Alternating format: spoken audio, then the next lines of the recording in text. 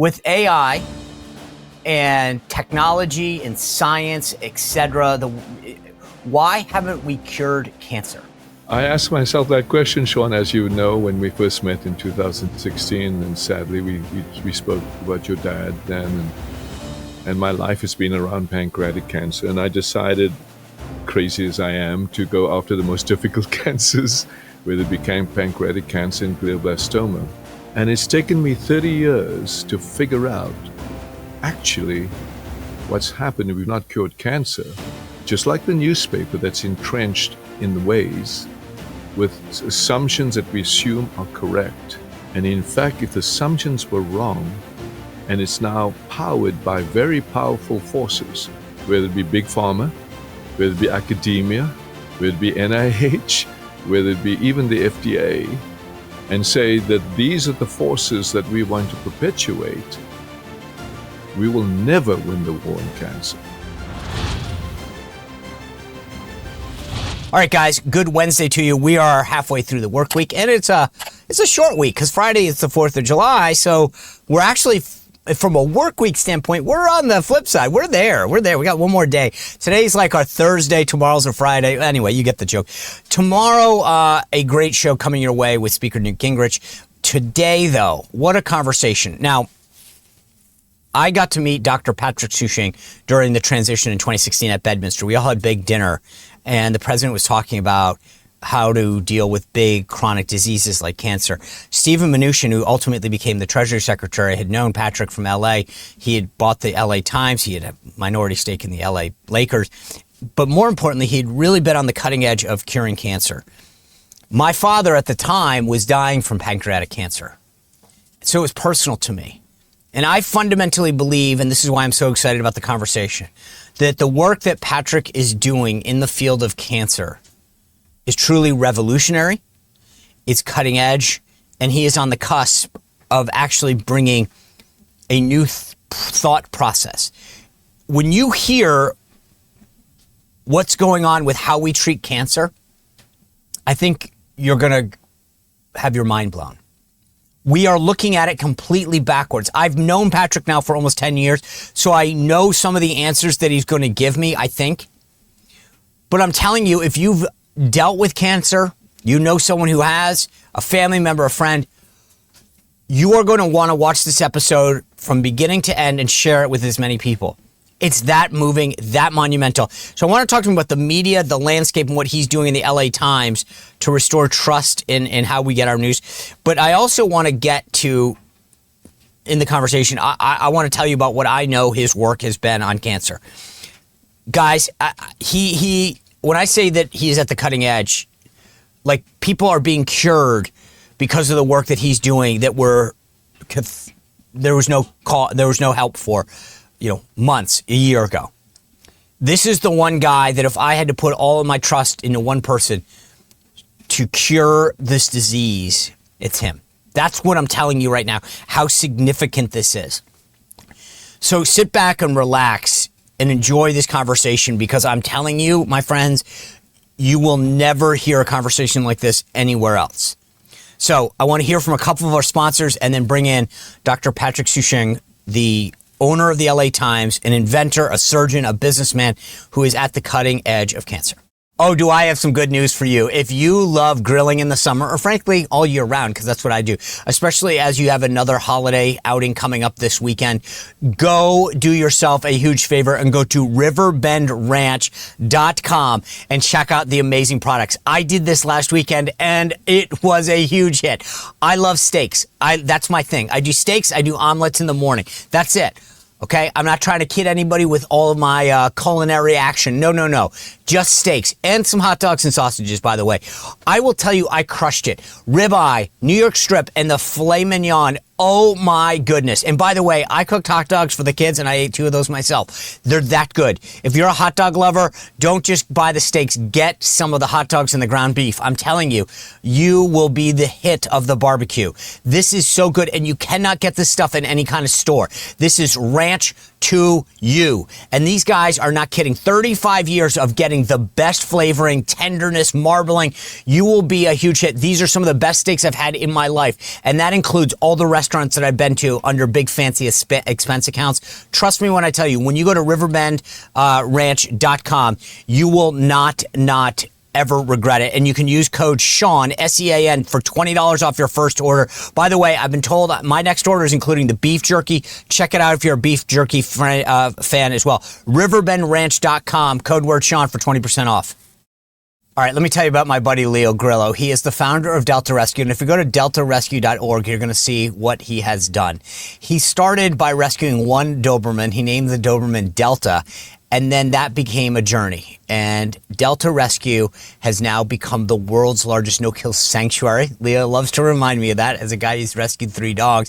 They're not interested in shelters or trying to, find new homes. Leo takes all these animals in. Dogs, cats, horses that have been abandoned, neglected, mistreated, abused, and he gives them a home for life. And that's what makes Delta Rescue so unbelievably special. If you're an animal lover, you've got to go to deltarescue.org and take a look at what I'm talking about. The videos will move you, what he has built from nothing and just created this amazing, amazing facility. But it relies entirely on contributions from people like me and you. No USAID grants, no Politico Pro subscriptions. It's one-on-one contributions that buy into this mission that Leo has created. I've made an absolutely personal donation because I love what Leo has done. And I'd ask you to join me. Go to deltarescue.org. Check out the work that they're doing. The videos are amazing.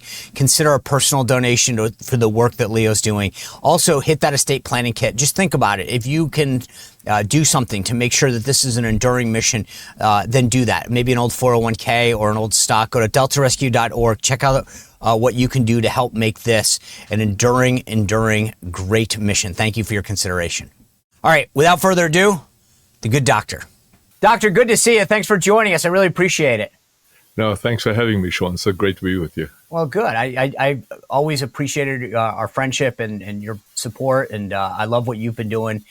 And so I think for the audience, you and I both met each other having dinner with the president of the incoming president of the United States in 2016 at his club at Bedminster, kind of getting ready and talking about the administration. And it's so funny how time has flown and everything that's evolved between then in terms of where we've been with the media and healthcare and everything like that. So I'm looking forward to getting into that discussion with you.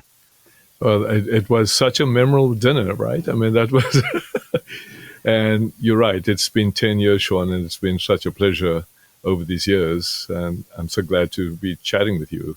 Oh, good. Thank you. All right. So I want to cover 2 basic things. I want to talk a little bit about the media and then like healthcare and government and kind of where we are because of your background in this. But let me just start with this. In 2018, you bought the Los Angeles Times. Why did you want to do that? You've a very successful businessman, a very successful doctor on the cutting edge of a lot of stuff that we'll get into. But what made you want to venture into that? Well, by that time, 2018, I was living this American dream, and we had this amazing opportunity from my perspective to buy an iconic brand so that we can actually, honestly, in that my mind then is to save the newspaper, to save democracy. And I recognized it would be a very tough slog. Papers were dying. And Phil Anschutz famously pulled me aside at the Lakers game and said, Patrick, I thought you were a smart guy until today. It's my dad was in the boat business, and there's a saying that the 2 best days are the day you buy a boat and the day you sell it. So I think we have a similar background on that. Every time I bought something, my dad would go, you're not going to be happy until you sell that now. And I'm not going to sell it because I believe this iconic brand can really make a statement. You have this wide divide in our country, the far left and the far right, and somewhere we need to come into the middle, and more importantly, to have a voice, not just of integrity, but authenticity, something you can trust. Today, when you use the word media, I think it's synonymous with I don't trust media. And then you have got Gen X that who reads the paper? So, I'll share with you today what my plans are. And I started this, last year where we needed to actually create a whole new platform. And I'll go into that with you, and if you like. Yes. Well, I think it's almost started in a funny way. It come full circle, as you know, that dinner we had at Bedminster with the president-elect then.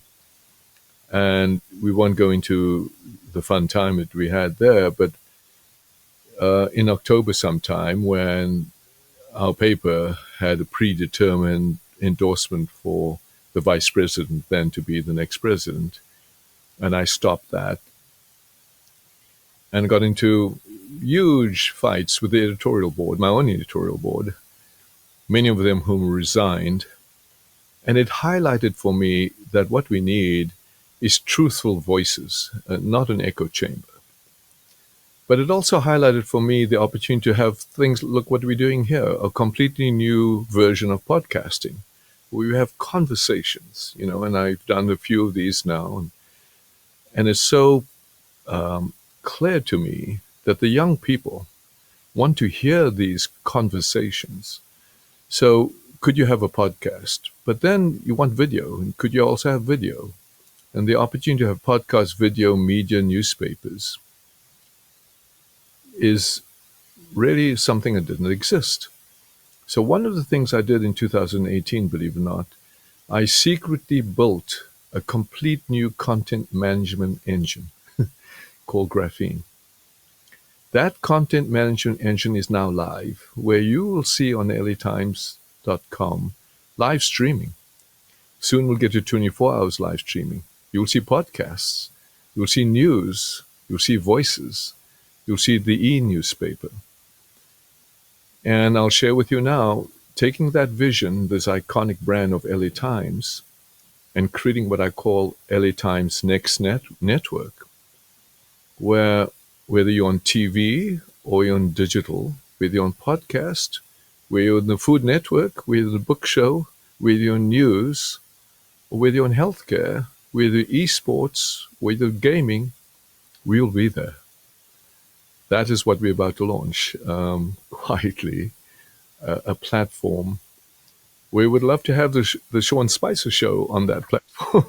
I'd love to have it on there. So that's what the plans are, and the plans are really imminent. Meaning, give us a timeline. Do you think this is a month or 2 months, 6 months? Within the next quarter, okay. We will talking about this, launching this, and it's taken me 5 years to build this infrastructure: the fiber infrastructure, the streaming infrastructure, the broadcasting infrastructure, the test kitchen, which is already up. We have the largest book festival. I've built now gaming. We're about to into esports. And you heard about the Lakers yesterday. I mean, sports is an amazing thing. And Lakers just got a new owner yesterday, and obviously an amazing value to show that sports brings people together, food brings people together, conversations bring people together. And if you can do that in LA Times Next Network, including TV, if that's what we need, we'll be there. It's interesting as you describe this, Doctor, because when most people traditionally thought of the media, and you talk about Gen X and everything else, I think for older Americans, they think of a news channel, a newspaper, like a platform or something physical that brings them just the news. And you seem to be talking more about using that platform to bring information, experiences, which seems to fall outside of what the traditional definition of a news outlet would have been. Yeah, and I think I'm grounded by the fact that I'm a physician, and I explained that to you, because everything I was doing was with regard to healthcare. And I wanted the patient to have, and the doctor, to interact in real time and have decision management based on even AI today in real time. So there's real time communication. Now, if I extend that all the way to the consumer, I'm going to try and extend to the consumer the ability to eat healthy food. But they don't know what's healthy because these labels don't tell you that. Guess what? We've built an app with millions of databases that could tell you instantaneously at point of purchase what's in that food, what's processed in that food, what dye is in that food, and whether it's good for you or not. So my concept of network is really digital information of transfer of knowledge. We call that network. And now we have a brand of LA Times that can create this particular next generation networks. That's why I want to call it LA Times Next Network. And have folks like yourselves and to come on and have serious long-term, long-form conversations. And, you can have it on demand, you can have it live. I love these live shows because to me, the ability as you know, I've started with Mark Halperin, this Cancer Decoded, because there's such a thirst of knowledge, of authentic knowledge, scientific knowledge, of experts in the field. And my job is to bring these experts into the room and have conversations and then share that knowledge with the audience live. So when you talk to the traditional folks at the Los Angeles Times, the reporters, the editors, do they buy into this vision, or are they like, this isn't what we signed up for? Or do you care? That's the beauty of owning it. No, I do care because I do need very good investigative journalistic reporting. That is one of the hearts of newspapers. But you also need to engage. You also need to inspire. You also need to create knowledge, which is not in the newsroom. And that's why we created LA Times Studio, which is the live streaming, and the test kitchen, and the book festival. But you absolutely need good journalistic reporting. And that's what I said. But the reporting has to be based on facts. You also need to have a vehicle where you have opinion. It's okay to have an opinion. There's a left opinion and a right opinion. And I watched the Carlson Tucker talk between Ted Cruz and Ted Cruz yesterday, and they have different opinions. But you need a place where you can voice his opinions in a very either in the written form, and if you go to the app today, I've called that Voices, and I purposely called that Voices because everybody deserves a voice. You don't need to agree with the voice, but everybody deserves a voice. So if you hit that button on Voices, a button we call Insights, and imagine putting Tucker and Ted Cruz together. You hit that button and you have the Ted Cruz view, and you hit the button, you'll have Tucker's view. And that is now live on our app. That's of awesome. LA Times, right? So trying to find a way where we can bring the country together, and importantly, to really inspire this next generation. I worry about this next generation, the Gen Xers, because I think they feel despair and lost, actually. We need to find a way to get to them and inspire them. But, it's funny when you say that, because I agree with your outcome. But the difference is, I think when I was growing up, and I don't know about it was sort of like the old adage was like, toughen up. Like, hey, not everyone's going to be like you. And and now it's the opposite, which is, if your feelings are hurt, then we need to figure out, we kind of go to the lowest common denominator. We go, Bobby's feelings are hurt, so everybody needs to wear a blue shirt tomorrow because he didn't we go the opposite, right? When I was a kid, it was, hey, you fall off your bike, get back on, pedal. Like you'll learn. Or someone said something, mean at school, you'd say, turn the other cheek. You know what? Who cares? Now everybody's conditioned. And to your point about the voices, I'll tell you a funny story, and then, because I agree with you, I despise flag burning. I literally, it makes my blood boil, but I will defend it till the end of time because it's protected speech. I think you're a moron if you do it. I actually would love to see you leave the country. It really makes my blood boil. But I believe the beauty of America is that that's what the First Amendment's about. It allows these disparate voices, as crazy and stupid as they might be, to say what they want. That's what America's all about. When I was back before the campaign started, there was an article that came out in the Washington Post about my help with Donald Trump. Okay. It was this profile piece about how I was helping coordinate him as he became the nominee. And my college at the time put a this link was to in the 2016? 2016. Okay. Yep. Summer Yep. of 2016. And the Washington Post did a story. It was called The Outside Guy's Inside Man. Okay. And all it did was say Sean Spicer, who's been at the RNC for a while, has been helping work with Donald Trump. My college took the link from the Washington Post and put it on their Facebook page, okay, and said, Sean Spicer, class of 93, profiled in the Washington Post. Full stop. That's it, okay? Sean Spicer, class of 93, profiled in Washington Post. The comment section, and again, this is almost 10 years ago, 2016, was my feelings, I don't feel safe on campus anymore. I don't know how I can recover from this. I need to and I'm like, it's a link to a story. And I think to your point about the voices, I agree with you. I think that's healthy. That's good. But Right. I think we have changed in this country to a culture of the next generation where every time their feelings are hurt, they need to be reaffirmed. They need to be hugged. They need to find someone to blame. Somebody needs to be canceled or censored. So how do we get over that? I think, part of the whole thing is when I came to this country, in 1980, to me, it was the most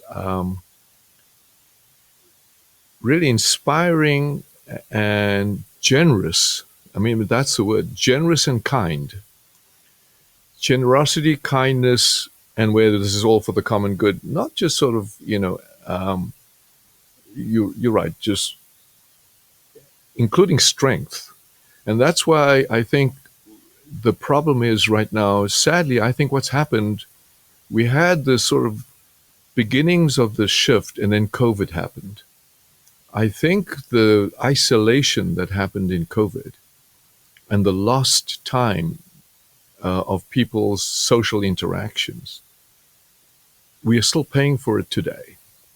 So we just have to keep on fighting through this. And maybe things like what you're doing now and things that I'm going to try and do with LA Times Next Network, and the Health Decoded and the sports. I'm going to try and bring some basketball players together and chat, because I watched this women's basketball now and I said, wow, they're even getting violent.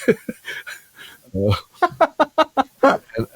I was amazed, right? But I think we need to change the culture back to what we were. It's going to be tough, but I don't think it's impossible. When you look back almost 8 years ago and you bought the LA Times, and I get what you're trying to do in terms of this new platform, but is there anything that you learned big picture about how news was gathered or disseminated to the American people that you look back on now and say, I didn't have any idea that that's how the sausage was made? Completely. I mean, truly completely. When I bought the paper, I was given 48 hours to make the decision. Can you imagine, Sean?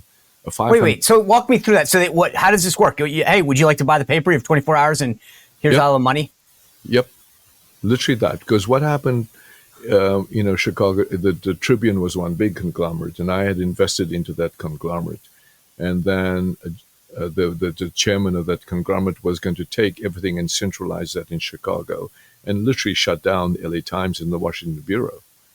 And he knew how desperately I wanted to preserve the LA Times. So he came to me on a Friday afternoon. And I remember it because it was, I think, Super Bowl weekend. I can't remember what weekend was. Some great football game weekend. And he said, hey, Patrick, here it is. It's $500 million. If you don't make a decision on Monday, I'm shutting down Washington Bureau and I'm moving everybody else to centralize in Chicago. I said, are you kidding me? And he said, okay, I'll take a room up in the hotel because I was running a conference. He's flying in. We negotiated. He says, there's no more due diligence. You've got until Monday. And on Sunday, I said, okay.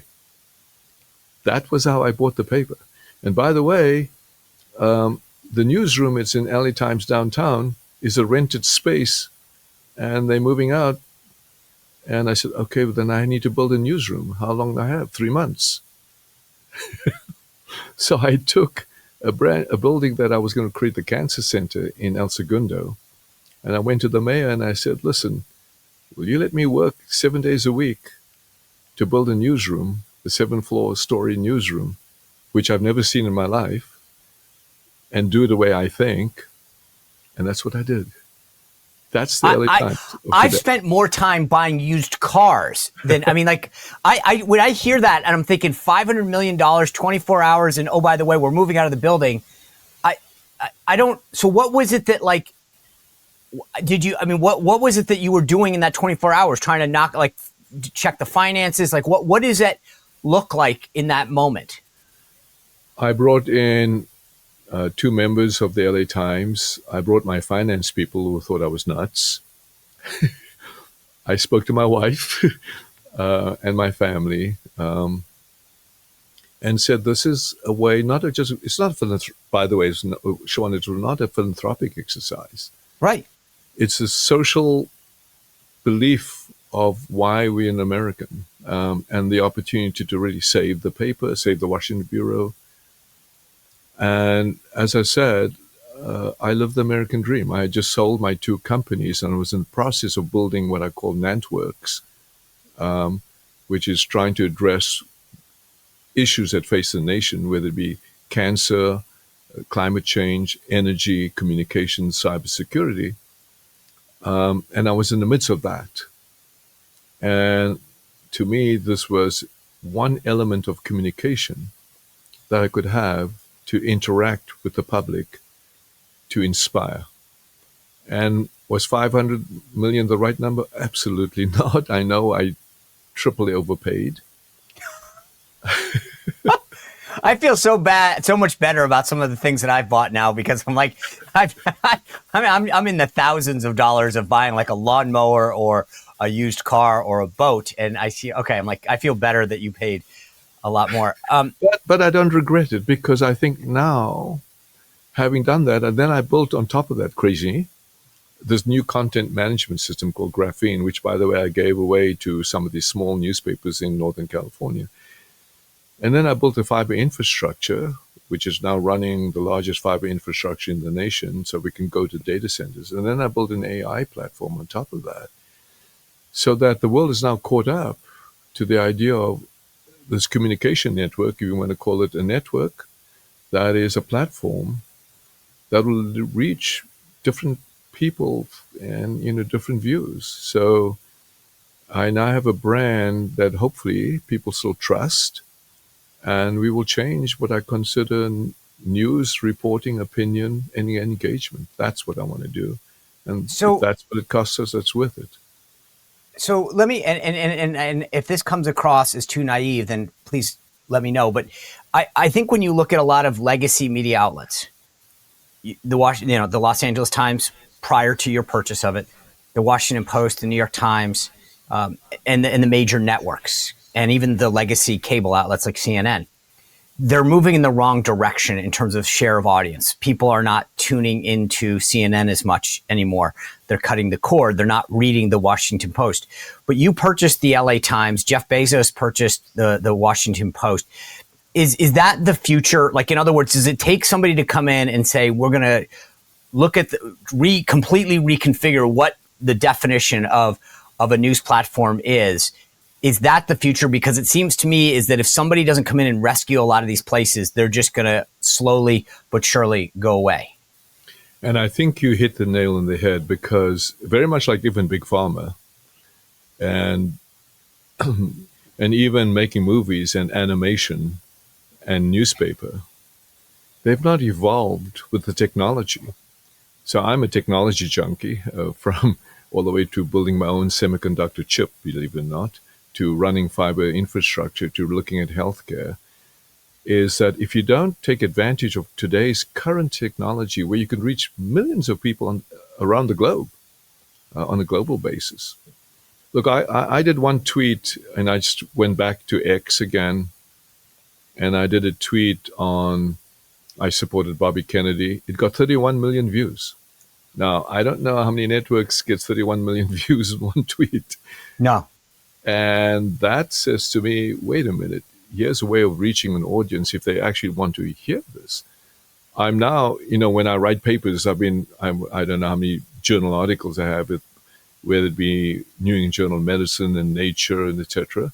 And maybe, 1,000 people, 2,000 people read it. I've started to write on X articles, long form articles. I don't know if you realize you go to X, there's a thing called article. So every Friday I write maybe 2,000 words with links. I got 100,000 views. Which is more than cable outlets get. And so what I'm trying to say is, you're right. If you integrate technology and stuff that's of interest, and then authentic and honest, and people will view that. So that's the platform we're going to create. And what's exciting, has taken me 5 years to go build that. Why has it not happened? It's because there are so many entrenched people in their old ways. And I'm not making this in a pejorative sense. The newsrooms have lived in the old newspaper world for 30 years. It's very hard for them to change. So, but you have to respect them. And I do respect them. You have to respect the integrity of wanting to do investigative reporting. And it may take 2 or 3 reporters 6 months to go do a story. And that's okay, but it's not a viable business model. While you have to create a different business model. So I think this next platform has to be a financially sustainable, growing business model, not for the sake of money, because without money, there's no money, no mission. That's what the nuns taught me. No money, no mission. Right. So this is where we're at. All right, I want to switch topics because you talked on healthcare, and this is really your bread and butter. And I'm going to start with probably the most naive question, but I think it's what a lot of people wonder. With AI and technology and science, et cetera, why haven't we cured cancer? I asked myself that question, Sean, as you know, when we first met in 2016, yep. And sadly we spoke about your dad then, and my life has been around pancreatic cancer, and I decided, crazy as I am, to go after the most difficult cancers, whether it became pancreatic cancer and glioblastoma. And it's taken me 30 years to figure out actually what's happened. We've not cured cancer, just like the newspaper that's entrenched in the ways with assumptions that we assume are correct. And in fact, if the assumptions were wrong, and it's now powered by very powerful forces, whether it be big pharma, whether it be academia, whether it be NIH, whether it be even the FDA, and say that these are the forces that we want to perpetuate, we will never win the war on cancer. So let me explain to you what I've discovered. And it's not about what I have discovered, and that's why it's so difficult for me. It's what's taken me 30 years to evolve in my thinking, and my job now is to take that evolution of thinking to the entire country. And this is what I've been thinking.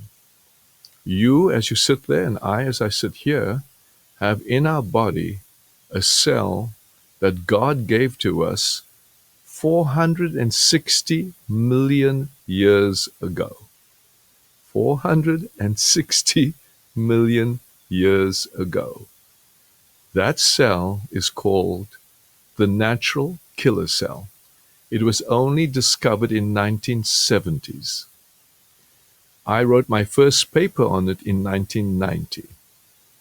It dawned on me that is the cell that's sitting in your body that God gave us so that human beings could survive infection, so that human beings could survive cancer, so that human beings can survive trauma. And guess what we've been doing with our wrong assumptions? Please tell me that we're not trying to attack it. Well, we're destroying it. How are we destroying it? With high-dose chemotherapy. How are we destroying it? with radiation? How are we destroying it with steroid therapy? How are we destroying it with drugs like Temidor? How are we destroying it even with checkpoint inhibitors? So how do I take on the forces that are not only getting these same therapies approved through the FDA, funded by big pharma, pushed through academia, huge revenue, billions of dollars of revenue surrounding this therapy, and painful suffering of anybody getting chemo, radiation, because it destroys the very cells that are designed in your body to protect you from cancer. Now you have cancer, you get one dose of radiation, one dose. It knocks out these natural killer cells and it doesn't come back for a year. So my job is to unleash this, just like we're talking about media, this thinking in the nation. What's exciting, now this is why this is exciting. Nobody's ever figured out how to activate your body as the factory. Nobody's ever figured out if you give you one jab, and Tucker Carlson called it the bioshield. And it unlocks these cells in your body so they proliferate and protect you from cancer until now. 2024, we got that approved. As a consequence, we have bladder cancer patients free of disease 10 years out. So this president, only because of this president, could move it forward so the entire nation and the world could have this for all treatments of cancer. You and I know we can do this offline during the Biden administration, both between the COVID treatment, the vaccine for the COVID treatment, and this therapy was blocked. We unblocked it despite the fights like the last 3 and 4 months of 2024. And we're now on the verge, complete verge, of identifying and treating long COVID, treating HIV, treating sepsis, and treating cancer. That's a conversation for a long conversation. And that's what I'm going to try and do over a series under Cancer Decoded. So, God, there's like 18 questions that just came out.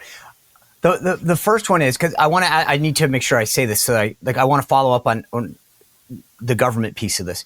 But first and foremost, I want to make sure that my non-science medical self just heard what you say, which is if I develop cancer and I go to a normal oncologist, they're going to say, we're going to put you through radiation and chemotherapy. And instead of helping me, that's hurting me. Not only is that hurting you, finally, at this ASCO 2025, which is the largest collection of oncologists in the world in Chicago just last month, they finally recognize that that's what's happening. Finally, there's a paper that just got published that if you get radiation, you actually induce metastasis. It's taken 30 years for people to accept that and open their eyes. And they then say, oh my God, if only we have a treatment to prevent that. Thank God that treatment got approved in 2024 by us, which actually shows it protects your natural killer cells during radiation. So what if God forbid someone that I know myself got diagnosed with cancer, what should they do instead? Sadly, what happened, after I did the Tucker Carlson show, we have now almost 10,000. 8,000 immediately request desperate people for this treatment. I said, this is not possible. In my Los Angeles clinic, I can't manage the 8,000. If it was all available, I want to put this throughout the nation. So I went to the FDA and I asked for what I call expanded access. And happily, they gave me the expanded access. And I'm meeting with the FDA next week to say, how do we make this available to the nation? It should not be just flying to Los Angeles. When I was in Riyadh in Qatar with the president, the Qataris and the Saudis want this now. And they said to me with a great commitment, we will make this approved in Saudi Arabia and Qatar. I don't want Americans to fly to Saudi Arabia or to Qatar for this treatment. I want Americans to have this no matter where you live. I want it in rural America. I want it in Pennsylvania. I want it in Utah. It needs to be available to Americans. And that's what I'm going to make, a discussion with the current FDA now. The, And pres- the president recognized that, and some of the conversations I had with him, when I went up to see him again after all these years, as you know, during that time, we'll get into that discussion we had at Bedminster yeah. at some point, but he recognized the opportunity to have this bioshield available for the nation to protect us from radiation, even protect us even from bioterrorism, from infection, from dirty bombs. So this is the first countermeasure protection for the nation. So here's what I don't get. We as a country, we've got the NIH, the Cancer Institute, private colleges and universities with medical schools. Why isn't that, like, why aren't they doing this? Why aren't they recognizing this? I cannot get through my head why, if your goal is to help and heal people or to be a research scientist, that you're not embracing this and this isn't a bigger deal. And so where is the problem? Like, what is it? The government? Is it research? Is it big pharma? Like, what's doing this? It's embedded dogma, literally, number one. Number two, if you recall the cancer moonshot when Vice President then Biden asked me to look after Bo and come to see him, and sadly Bo passed away because he was treated not by us but by a different institution, and he came to Walter Reed, and then we started the cancer moonshot. And that's going to be a discussion maybe for another show, Sean, where I will sadly have to reveal and expose what happened during that entire 4 years, where basically I was canceled. Yeah. And thank God I had the resources and the time. Do you realize I've not received, and thank God, one dime of government money to do what we've done? And we built it, pursued it, spent billions for my children, for me, for you, for your family, for the common good, because I wouldn't let politics block this.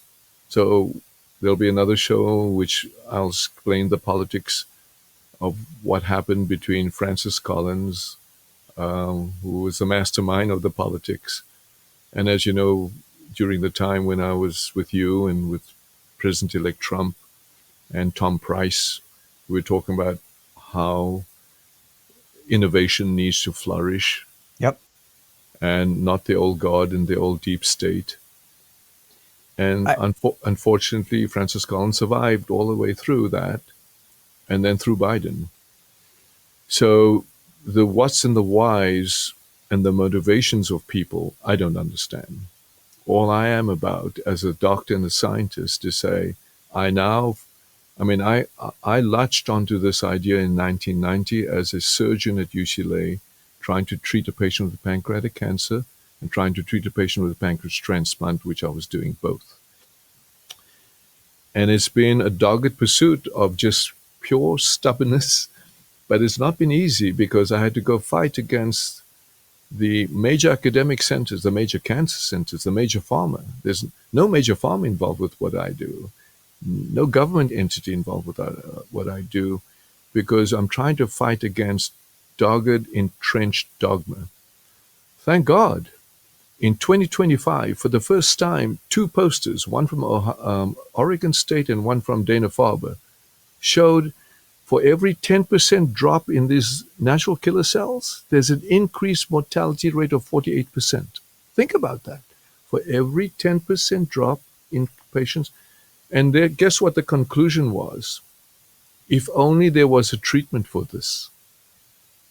Without real... I mean, but is government the problem? It's like asking, it's not fair to say just government, but government is the problem. And thank God with this, hopefully with this administration and this FDA and this HHS, where truth and science is what really matters, rather than politics and power and retained power, we'll make this happen. And as you know, there's been a big change in the FDA. There's a big change in the NIH.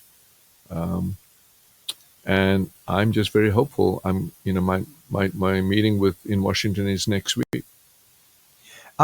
Elon Musk was asked to lead Doge, and I think was probably one of the most effective things that happened in government, just at the very least exposing the waste and inefficiency.